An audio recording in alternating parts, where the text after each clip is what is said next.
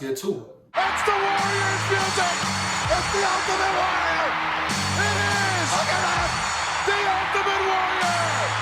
What is he doing? Is he gonna attack Hogan? What is going on here?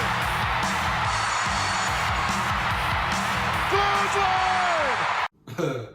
So the Minnesota Vikings barely beat, I repeat, barely beat those fluky Las Vegas Raiders, but gotta give a shout out to the Vikings for getting a win.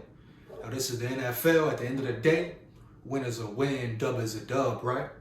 Even though it wasn't pretty, definitely ugly. Oh yeah, even though it wasn't pretty, definitely ugly, right?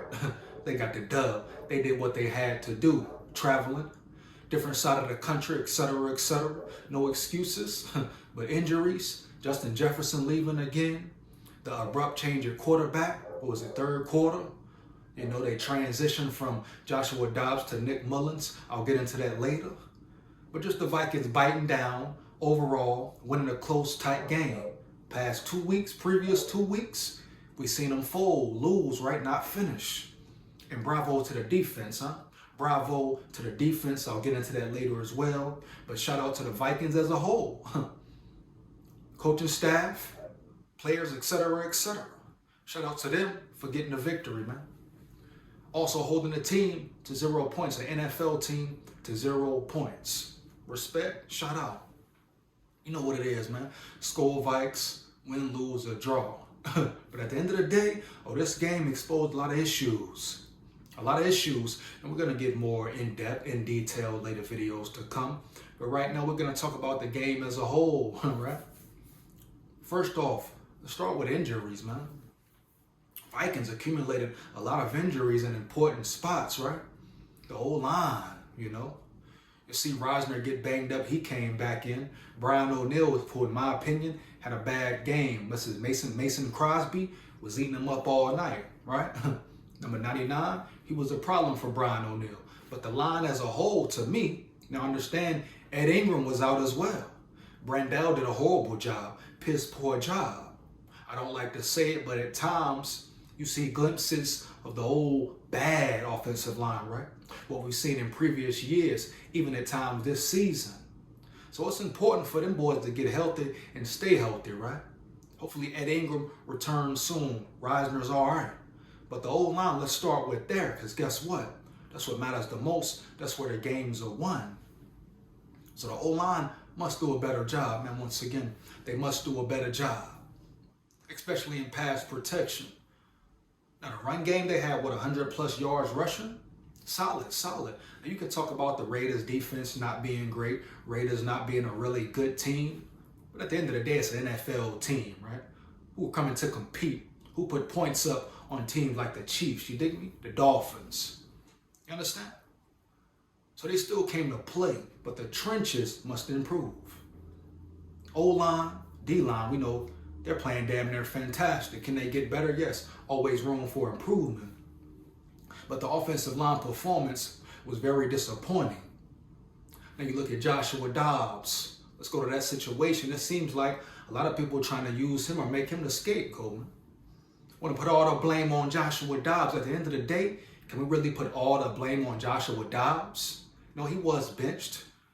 Do I like it? Am I, do I feel it 1,000%? No. I still feel like you got to put some blame on Kevin O'Connell. But at the end of the day, I understand why Joshua Dobbs had to sit down. At this point, he might not be it, bro. He might just not be it. You know, as far as reading the field, reading the defense, fitting in Kevin O'Connell's scheme. Now, I still think O'Connell could have did a better job, inserting better schemes for him. But Joshua Dobbs, yeah, he's not it. And at this point, you can say that. And I feel like he really got his last chance to prove it. Got to give props to Kevin O'Connell for not just sitting him when it would have been easy to do, even though he takes a lot of the blame as well. But now we see clearly Joshua Dobbs is not the future quarterback, or a future quarterback, maybe even not even a starter in the NFL, though. No disrespect to him. But, it's football. He's very smart, but, if that's the case, if it was all about smarts and not who can play the game, right? Especially at the quarterback position, you have all guys from Harvard, Ivy League in the NFL, right? Heavy, though. Period. You have all rocket scientists playing in the NFL. So Joshua Dobbs, he got a fair chance, a fair shot. Now, am I saying that I'd rather see Nick Mullins or Jaren Hall instead of him? No. I still think Joshua Dobbs is their best option, in my opinion. Now, Nick Mullins, he came in, did his job. But, I mean, got to remember who they're playing now. Shout out to him for coming in, completing some good throws. Had a nice throw to KJ Osborne on the sidelines. Nice touch. Now, can you say he reads the defense better? He can perform better in the offense? Is he a more accurate thrower than Joshua Dobbs? Yes, I give him that. But you talk about overall quarterback.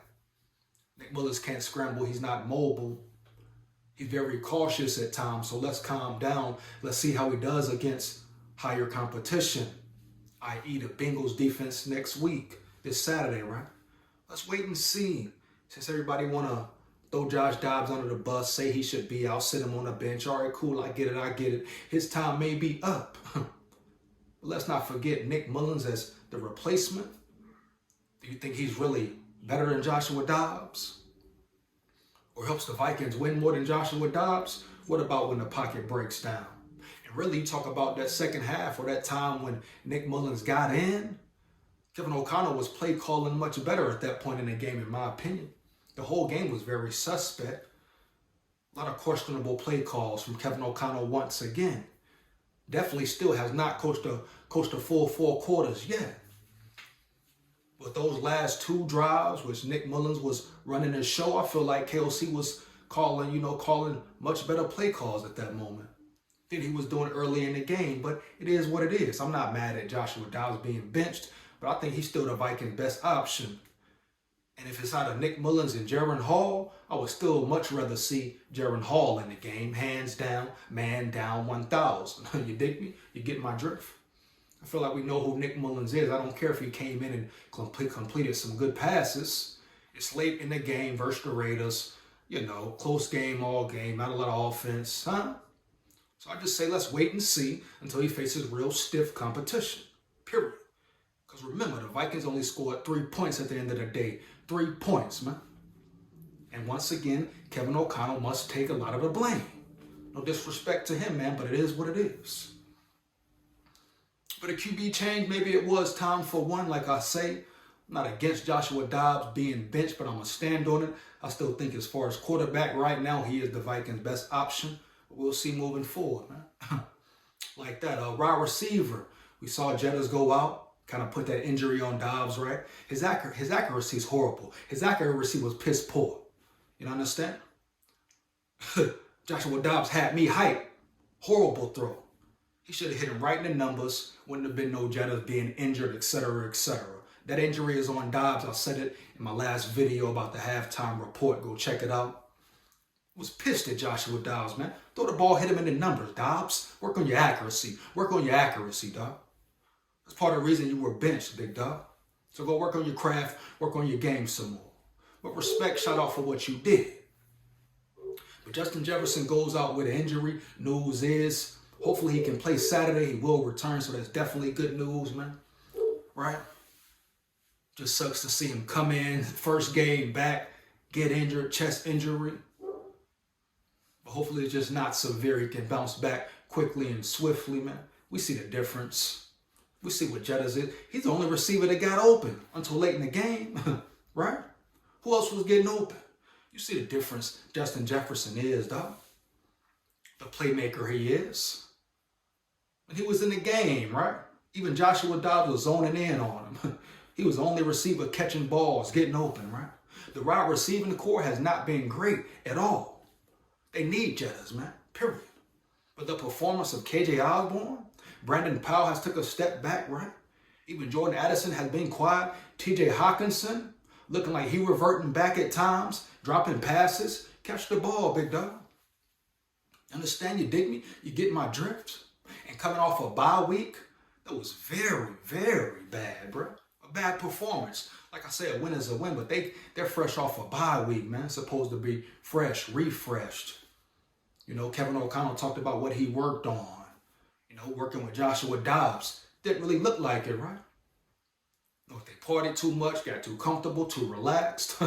But it is what it is. But they need to tighten up, man. Heavy. Tighten up. They should have had oh, man. It should have been an offensive clinic versus them Raiders, baby. That's the NFL. That's how it goes sometimes, man. But hopefully Jetta's return soon. But the receiving core, man, it's time to step up. Like I'm saying, it's time to step up. Jaylen Naylor came in, had some nice catches, some good plays. I feel like you might be looking to put Jaylen Naylor ahead of Brandon Powell or even Osborne, right? Still not sold on Osborne. I don't think he's a number 2. He had some solid catches late, but he dropped a big pass from Dobbs, hit him right in the chest, and he dropped it. It was a 2nd and 15. Would have been like a 3rd and 2. That's on the receivers, dog. Excuse me. That's on the receivers, bottom line. Now let's get to the defense, man. Outstanding. Outstanding. Clap it up for the defense.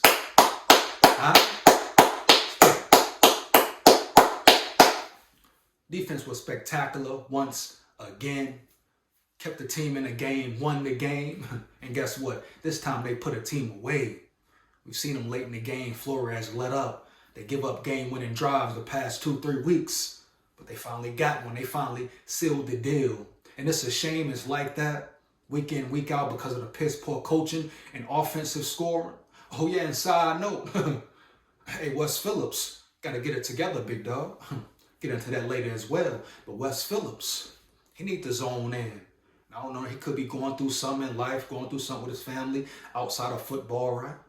But he got a DWI, driving while intoxicated, huh? So what's going on with Wes Phillips, you know? Now I wonder about accountability. He really wasn't held accountable. He was able to travel with the team, etc., etc. Maybe he should have stayed back because the offense looked like it was drunk at times, piss poor. No disrespect, just saying facts. But we talk about, Kevin O'Connell talks about accountability, huh? Well, will Wes Phillips be held accountable? And ask yourself if it was a player, you know, if the roles were reversed, huh? How would the reaction have been? Could that player have traveled, still played in the game, huh? Heavy, that's just what I'm saying. But like I said, I'm going to get into that in another video, really break it down. But it's a shame the defense has to keep putting the offense on its back. Keep carrying the offense, huh? Shutting teams down, holding teams to 0, which is damn near unheard of in the NFL. I don't care if it's the Raiders, Broncos, whoever, Giants. I don't care, the worst team in the NFL. At the end of the day, you hold the NFL team to 0, best in the best, elite of the elite. And the Raiders was averaging, what, 15 points a game? So they were scoring points. They scored on the Chiefs, scored on the Dolphins, right? Like I said, man, yeah, so to the defense, man, that's a shame that the offense performed so piss poor, bro. Piss poor. Doesn't help him out at all, dog. Helps him out at all. Shout out Josh Metellus. He's stepping up, man. Shout out Ivan Pace Jr. He's stepping up, big dog. UDFA free agent, man. Josh Metellus, what? Late pick, now he's balling. Finally getting his shot. Shout out Brian Flores. Shout out Brian Flores, man. Once again, that shows you coaching is the most important part. Coaching is the most important part, huh? What he's done with this defense, dog, is shocking, right? Surprising, crazy, man. No one expected it. Talk about coaching above expectations. Oh, look at this defense. Top 5 in a lot of important categories, man. Scoring defense, turnover calls, enforcing defense, man. They're playing elite. Biggest question is what, the secondary right now? You understand? You got Jordan Hicks still out. Wait till he comes back. Even though it'll be tough to take that green dot from Ivan Pace Jr. Look how he balling, man. Undrafted. Balling. Understand? Defense gonna keep elevating. Defense gonna keep elevating, big dog. 1,000. 1,000, huh? Biggest question, like I say, the secondary, man. But just what Brian Flores does with his players puts them in the best position. You can tell guys having fun, love playing for him, man. Just the difference that coaches, personalities make, dog. 1 year, man. And it's still a new regime. They still learning, huh? Spectacular, dog. Spectacular. But it's a shame that they got to carry the offense as much as they do, man. Huh? It is a shame, bro. But they finally sealed one. They finally sealed and dealed one. Got them up out of there, man. Got them up out of there. Stayed aggressive. Great job by B-Flow. Forced the turnover, man. Sealed the deal, dog. It was a defensive victory once again. But that's my take, my opinion on it, dog. Vikings find a way. Away game, tough environment. Even though there was a lot of Vikings fans in the building. But still, cross country, man. Time difference, etc., etc. Close game, they got it done, man. Shout out to them for that. Now they're right there in the playoff mix. Hopefully the Packers lose tonight. But all the Vikings got to do is win, dog. Keep stacking them. Keep winning, bro. Tough game this Saturday versus the Bengals. We're going to see what's up. Is they bout it, fool? Let me know how you feel about the video. Like, comment, and subscribe. Hit that notification bell so you know when I'm on and rock and rolling. Takes less than 1 second. Support the channel, support the grind, support the real, man. Shout out all my big dogs, my subscribers, my supporters. You are much appreciated for life. Never forget it, baby. Big SKOL here. SKOL Vikes forever. Woo! Yeah.